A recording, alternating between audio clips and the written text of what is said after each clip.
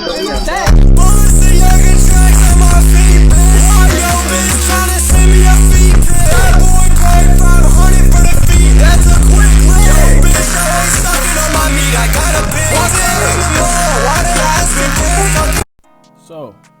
what's the first thing that goes through your mind after watching that video? Is it the artist? Is it the song? Is it the beat?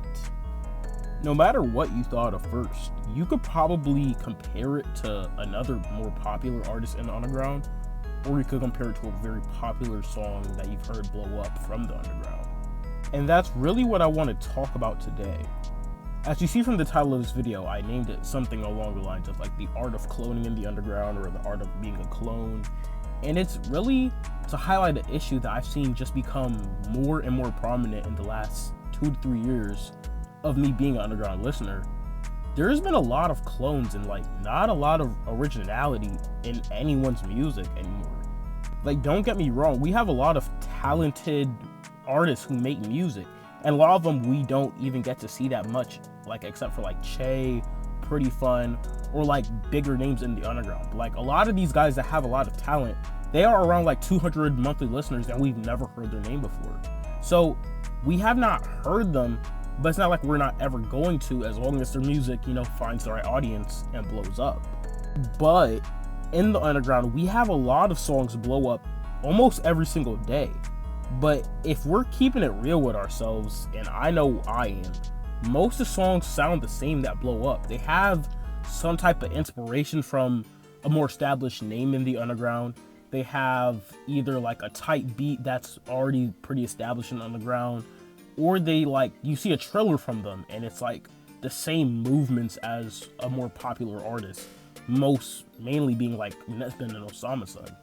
Like, if you just take one scroll on TikTok, like say if you're sitting down on TikTok for like an hour, I guarantee you're gonna see like 5 underground artists trying to promote their music. Some of them are just using that, you know, generic like, oh, who's gonna see me before I blow up? But others, it will be like a trailer, and it just like, it hurts to watch because you see that they're obviously just trying to copy an Osama-san snippet or a Netspin snippet, with like the way how he does his hands just mindlessly jumping around. And sometimes they won't even try and make it line up with the music that they're playing. They'll literally just be jumping around and making like the rock hand symbol like a peon, bro. Like, while I'm editing this video, if I find one of those videos, I'm gonna put it on screen right now because you guys know what I'm talking about. And I just want to discuss on like, there's no more originality in the underground at all. If you could find the silver lining for that statement, please like talk to me in the comments about what you guys see in originality in the underground. But like, for the last year or year and a half, there's nothing new really. Like, it's all the same type beats. It's either jerk, an okay type beat, a rage type beat. There's nothing new anymore, or a perk 40 type beat, which those are just running rampant on all new upcoming artists like page. And I can admit, in like older eras of the underground, like the plug and B era, more like 2021, 2022, or 2020, there was a lot of artists hopping on plug and B beats, and like, you know, like some of them would sound similar to Autumn and Summers, but at the same time, I think a lot of the songs that blew up that were just plug and B clones, they had a lot more, I don't know, it seemed more creatively tuned. Like, cause plug and B beats, you don't just like hard rap on them, and when you would have artists that just hard rapped on them, it would sound good, it would sound different. But plug and beats inspired artists to like try and sing on those type of beats, have more melodic flows. Sometimes they could speed it up, sometimes they could slow it down. So I just feel like those eras had a lot more room for creativity in those artists. Similarly talking, I know I just mentioned rage beats are like running rampant in the underground, in which they are. But when Yeet was blowing up, you saw a lot of people even if they were trying to clone him, they would re-say that there is absolutely nothing wrong with taking inspiration from another artist. Because a lot of the big names we have in underground and in the music scene in general, such as Ken Carson, Destroy Lonely, Sofego, like a lot of those artists took inspiration from bigger names like Playboy Cardi, Young Thug, Future, because they're inspired by their sound. They might have also taken inspiration from another underground artist that came up around the same time as them. But one thing about all those artists, they make it into their own. Like, you won't hear a Ken Carson song that sounds like a straight Lonely song because of the cadence of their voice, because of the beats that they use. But those two artists take inspiration from damn near the same artists, like just other Atlanta artists and Playboi Carti. But the big issue comes about is when you're just straight up cloning them. And I don't know if a lot of these new BandLab artists really listen to their song and they really think, man, I'm really him. Like, I really did this with no inspiration. But then if you play that for one of your friends, I guarantee you they're gonna say you sound like Xavier or Netsman. Like, this shit gets me mad, bro. Like, what the fuck? But anyways, I think that there has to be a way that we could fix this. And I personally think one of the biggest things that we could do as just, I don't know, a Hail Mary for the music scene is close down BandLab. The amount of kids that go spend $10, get their pair of Apple earbuds, load up BandLab, go to YouTube, type in Netspend type beat or jerk type beat free on YouTube, rip that from YouTube and spit it in BandLab and babble on a mic is too much. And it should not be that accessible. And I feel like, nah, that's not a good thing, because we have a lot of good artists that came from BandLab, like Netspend. A bigger name is like David. A lot of artists use BandLab to work with smaller artists.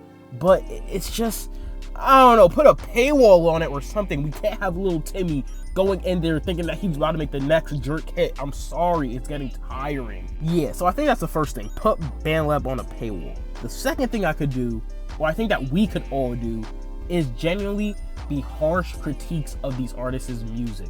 If you see someone who has just spammed 10 drops of the last wave of Netspend type jerk beats on YouTube, go in their comments and tell them that it's ass.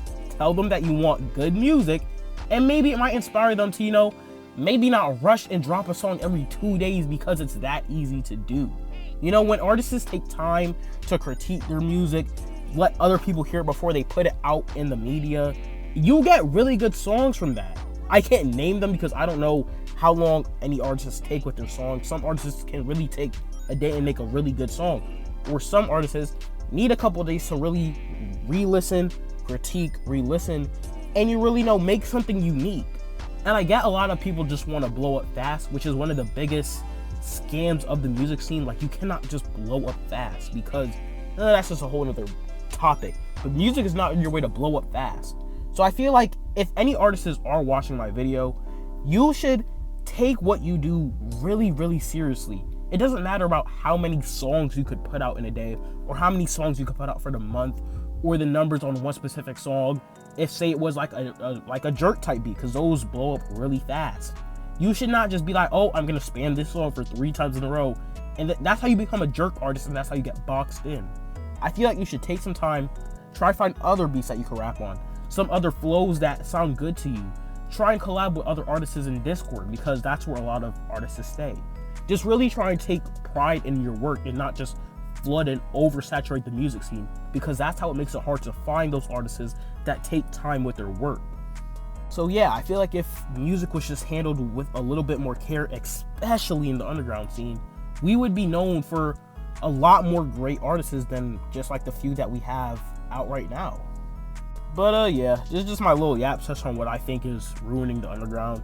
I wouldn't say it's ruined, but you know, it's just getting kind of stale, and I'm ready for like the next new sound that I haven't heard before, or the next crazy producer, or the next, you know, crazy artist.